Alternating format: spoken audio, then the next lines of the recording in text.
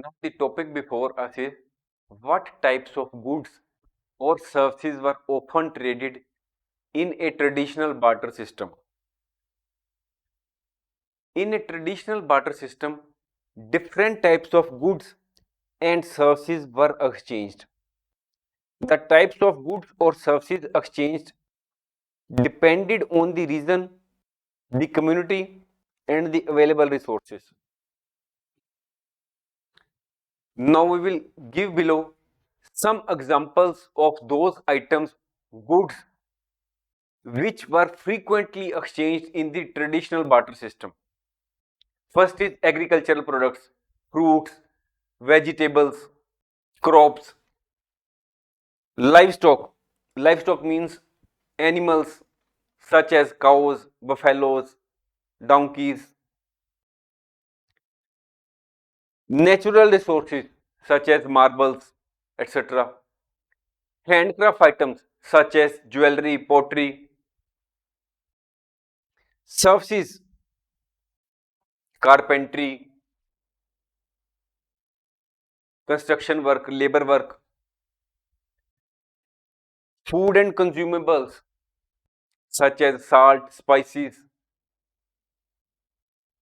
tools and equipment which were often traded in barter system were those related to construction work or which are used in daily use in different types of works, clothing, household items which were being traded in the barter system were such as furniture or items which are used for kitchen purpose,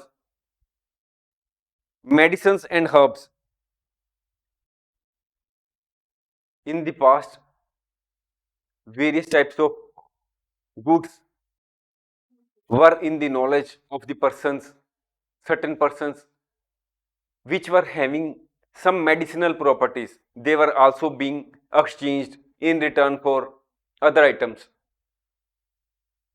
So, in the nutshell, in case of barter system, there is direct exchange of goods and services without the use of money.